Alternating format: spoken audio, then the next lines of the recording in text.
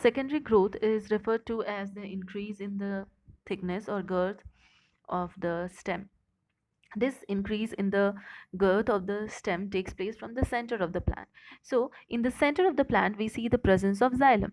Xylem is responsible for taking in water and transporting water throughout the plant's body. Now this inside part is presence of xylem. Outside to xylem there is presence of phloem. Phloem is not distributed in this way. It is haphazardly distributed in this manner. Whereas when we think about increase in the girth, it means that this area of xylem and phloem will be increasing, because from the center there will be growth taking place. So from here, suppose a new xylem will be originating, and as a result, the outside xylem and phloem, which are the primary xylem and phloem, will be pushed out, and this entire activity will take place with the help of vascular cambium. Now, here stiller is the new term which may be there for you all. Stili, it is the arrangement of xylem in the phloem. So when xylem is encased in the phloem, that is known as stili. And this secondary growth, it always occurs in the xylem and phloem, and as a result, the cambium, the vascular cambium, increases its girth, or it helps in the increase in the thickness of the plant. So we are going to discuss in details from the formation of vascular cambium ring. So first of all, it is important that we understand that we will be discussing only about the dicot stems. So in the dicotyledonous stems, we see the presence of cambium in between the primary xylem and primary phloem, right? So in between the presence of see primary xylem and primary phloem, there is presence of this black color ring. That black color ring we have to understand. First of all, the thing which is formed is fascicular cambium. This fascicular cambium is formed when the xylem and the phloem, inside is xylem, outside blue one is the phloem. Now in between them there will be first demarcation which will be developed, and that demarcation will be separating the xylem and phloem from each other.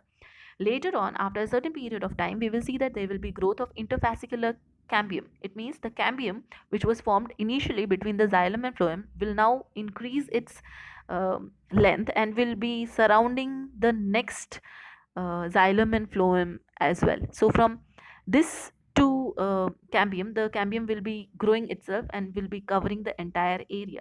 And this is how there will be development of interfascicular cambium, which is the second part. So um, ultimately what will be developing, we will be developing, or there will be increase in the type of cambium or size of cambium.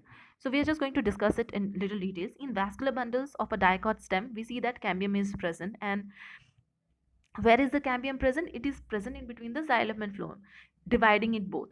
And this is known as procambium, or we always say that it is a shoot apical meristem as well.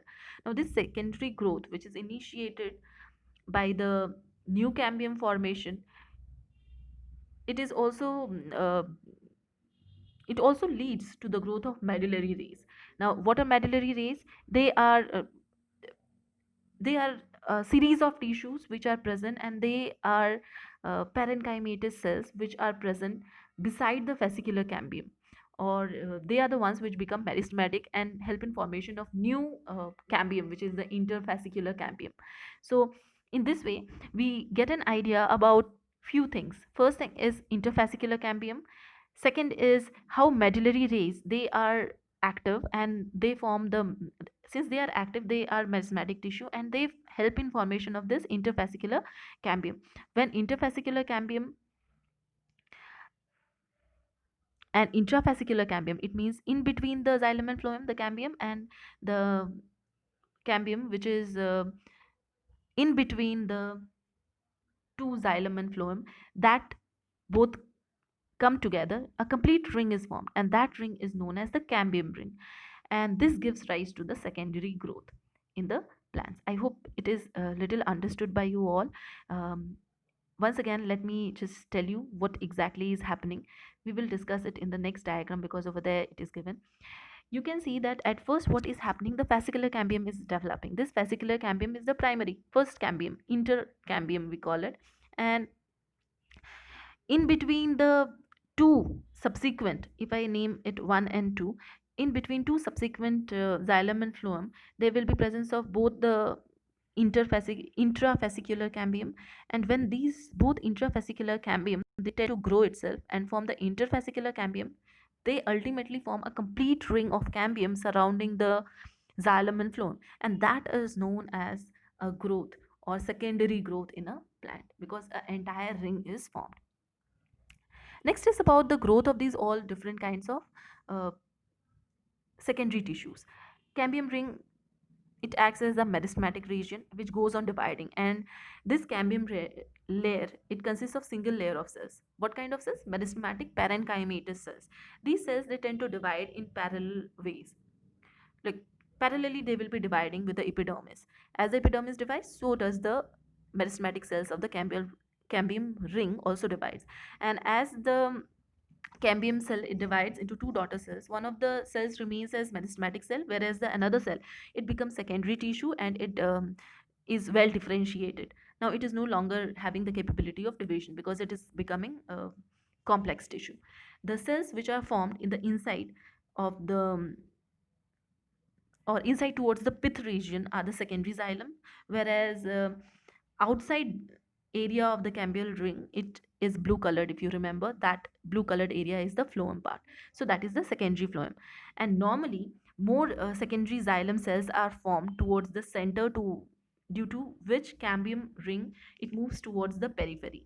So periphery in the sense towards the outer end, and because of the presence of this ring towards the outer end, we see that that circle, the cambial circle, is formed, or ring structure is formed. Due to this formation of secondary xylem and secondary phloem, the xylem and phloem, which are initially close, they move towards the inner and outer sides respectively, and they get completely separated from each other because of the presence of that cambial separation, interfascicular and in intrafascicular and interfascicular cambium. They both join together, and as a result, a complete ring is formed, which is separating both the xylem and phloem from each other. And this is how the first separation or first cambial ring formation occurs in the plant. And this ring formation is not taking place just once, it is going on taking place continuously, and that's why we have several rings present in the plant. Now you can see this, and the initial diagram, the first diagram you can see over where epidermis, cortex, primary phloem, vascular cambium, primary xylem pith is given. That is the first year. After first year, you can see that in the lower diagram, you can see that there are various black color secondary xylem and phloem developing, and it is because of this medullary rays as well as presence of continuous layer formations. Now these all layers, they are formed because of certain modifications of few cells. So we will be discussing about this vascular cambium now, and this vascular cambium has presence of how is it formed? It is formed by interfascicular and intrafascicular cambium, right? But by joining of these two cambium, we form the secondary cambium tissue is formed. But both these are formed with the help of two different kinds of cells, and they are known as the lateral meristems. Now, each of these cells, they are of two different types. They are either called as ray initials, the globular cells or hexagonal kind of cells which are present distributed in the brown color area, and those cells, they are elongated and have presence of xylem and phloem, and they are vertically fusiform, and that's why we call them as ray initials. Now these ray initial cells, they are parenchymatous, as well as they have isodiametric shape. That is, they are kind of hexagonal shaped, you can think of it in this way. Whereas the second layer of cells, the fusiform initials, they are vertically elongated, and they produce xylem as well as the phloem. So in this way, the two different kinds of cells are present in the vascular cambium, and they help in development of the entire cambial layer. Again, ray initials, what kind of cells are there? Isodiametric, and they go on dividing vertically.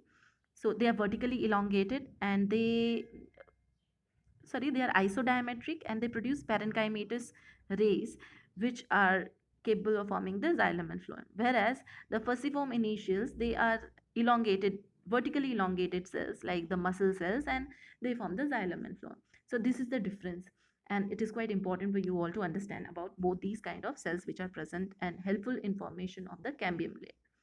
The activity of vascular cambium is of two types. One is the formation of xylem and secondary phloem by formation of cambial ring, and second is about because of the formation of medullary rays. So the first thing which we are going to discuss is the secondary medullary rays. Now these medullary rays, how are they formed? These are certain specialized cells which are formed by secondary xylem and phloem, and they are parenchymatous in nature. They are kind of cells which are elongated, and these new cells which are produced, they are produced tangentially, like in an elongated way. In a suppose suppose this is the cell, so elongated formation or tangential formation of the different layers takes place in the secondary medullary rays formation. So the ray initials of vascular cambium, they form the ring and they divide tangentially to form new cells or to add new cells one after another in both the sides. In the ray initial remains of the mesmetic tissue, we see that parenchymatous cells, they are dividing and they are increasing in number, whereas these rays which are produced in the vascular cambium, they are formed both, they are capable of forming both the kinds of cells, xylem as well as the secondary phloem, secondary xylem as well as the secondary phloem. These are usually one of the three layers in thickness and one to several layers in the height, because we can see that the height is also increasing when there is growth in the medullary rays, and they provide these layers, they provide radial conduction of food as well as phloem, and sometimes water and minerals are also transmitted or transported from the xylem with the help of these medullary rays, because they are the demarcations or they are the separations which are actually formed in between the ray initials as well as the fusiform initial. And this maintains the connection between the, here it is written the rings, so I should rather write over here that it helps in formation of, or it maintains the connection between the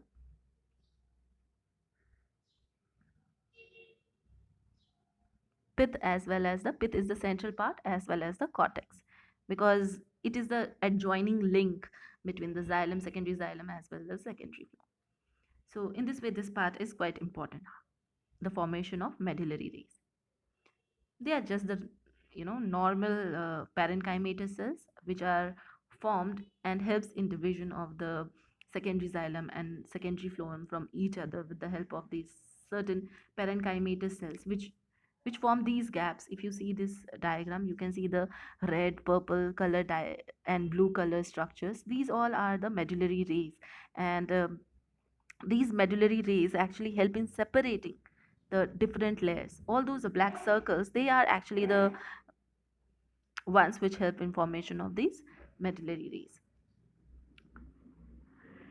The next part is the formation of annual rings. Now these vascular cambium remains, they are active throughout the life of a plant, and this activity gets affected by various seasons. Because of different seasons there will be formation of different temperature, or there will be different kind of temperature which will be present. Due to difference in seasons and difference in climatic conditions, there is different kinds of woods which are formed according to the season. Like in moderate climatic condition, we see that the cambium, it becomes very active, and it forms the spring wood and forms what is the speciality of this spring wood? It has presence of large number of vessels and very wide cavities are present. Whereas in the winter, this activity is lessened, and because of less activity, less narrower vessels and smaller vessels are formed with less cavities. So this is the difference between the temperature. If the temperature is well maintained and it is high, during that time spring wood formation takes place, otherwise winter wood formation takes place or summer wood formation takes place. The wood formed in the spring is known as the spring wood or early wood, and that is formed by dry summer. and it is formed in the dry summer, whereas cold winter it forms the autumn wood or the late wood having narrower cavities. These two kinds of wood appear together as a concentric ring known as the annual ring, because in one season the entire ring won't be formed. It will take some time to form, and that's why this transaction of stem, or if we cut the stem, you will be able to, or we will be able to find out that there are successive rings which are present, and these rings are formed every year because of the activity of the cambium, or because of the formation of new cambial rings and formation of new secondary and uh, secondary xylem and phloem. So the growth of these rings, they are just concentric circles and they represent a year. So just by counting the rings we can count the age of a particular plant. That's it. And this activity of cambium also can be studied in form of cork cambium, that is the outer layer of the, or the bark portion, the lenticel, the place where there is presence of lenticel. We will be studying it as well. So the marked increase in the diameter of thickness of stem, which is caused because of the thickness of the,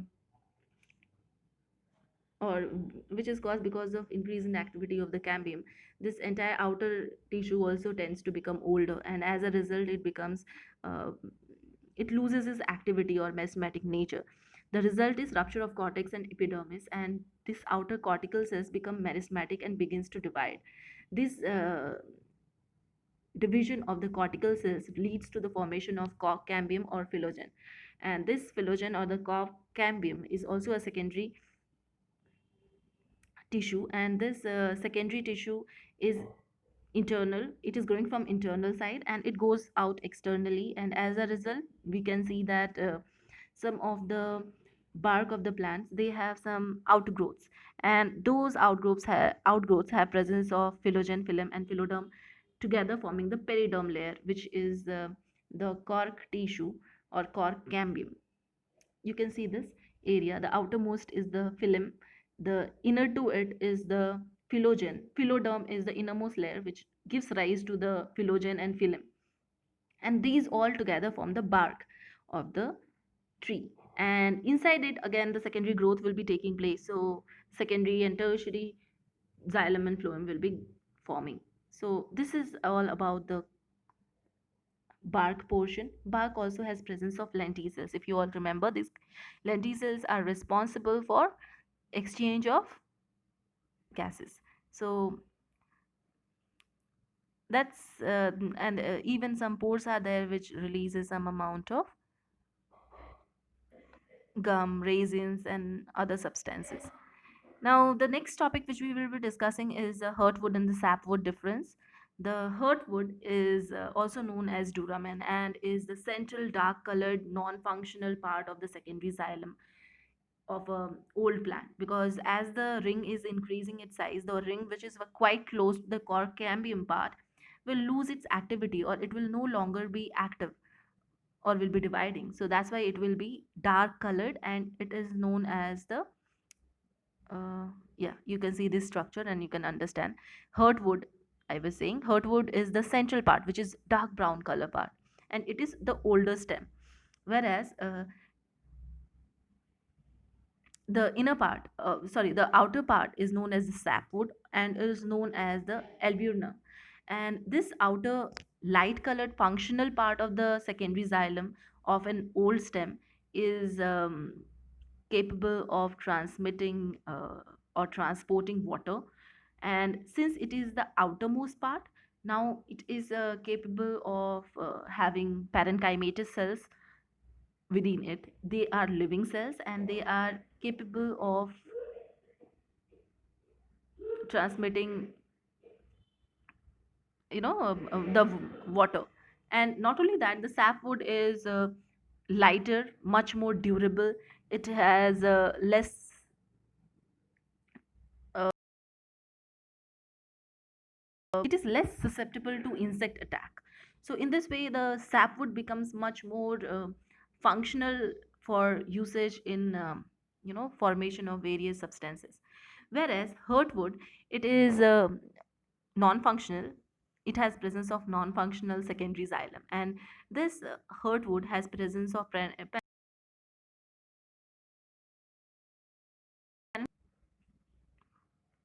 as the cells are dead, so we can expect that this is the site where there is presence of gum, tannins, resins, and different substances of the plant, which comes out whenever there is a cut in the plant, or whenever there is growth in the phylogen layer, or for pelloderm formation is taking place. This hurtwood is much more heavier and much more durable as compared to the sapwood, because it is non-functional, and it has very less amount of uh, it has a less amount of functional area, less amount of parenchyma. This makes hurtwood much more usable for making furnitures, whereas sapwood, if the furnitures are made with the help of sapwood, although it is quite thick, so it will look much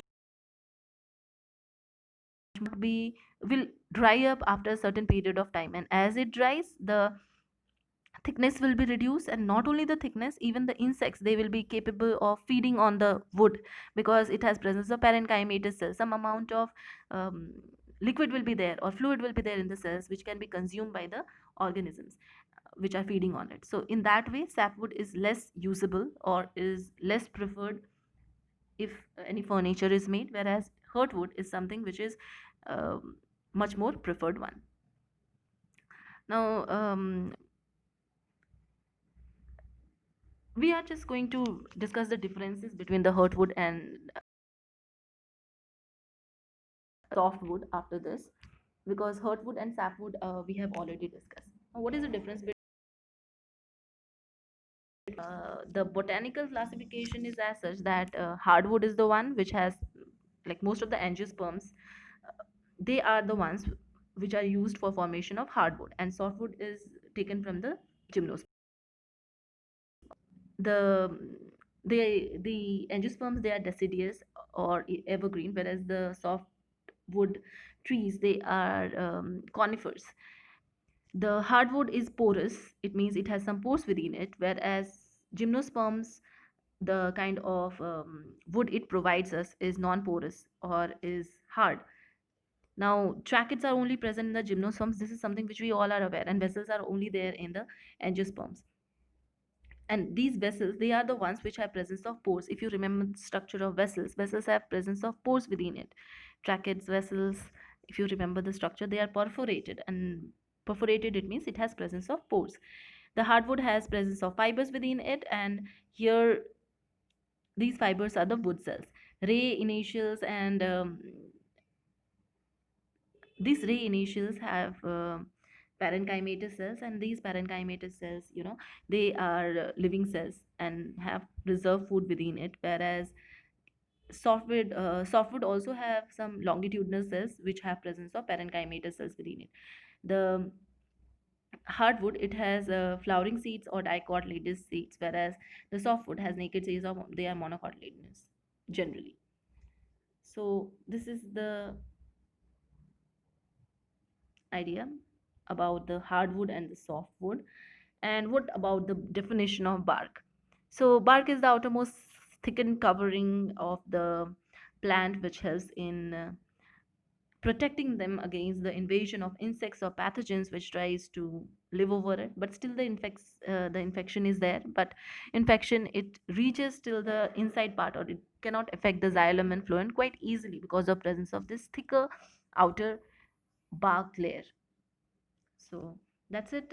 I think we have discussed almost everything today.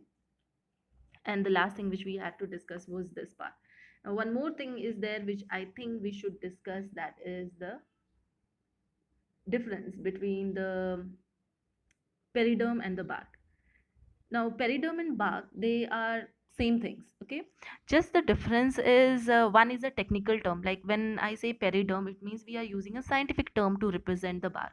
Whereas when we say bark, we are saying just a normal, in a normal language. That is the only difference between both of it. Otherwise, both of them are almost the same things. And I think we have discussed almost everything. Why some wood is said to be early wood and late wood. That is also something related to the kind of wood which is formed in the spring season, and the kind of wood which is formed in the late wood will be the one which is formed in winter. So the one which is formed in summer will be having more pores within it, whereas the one which is formed in the winter will be having less pores. So this is also a kind of demarcation which is there in case of different kinds of wood.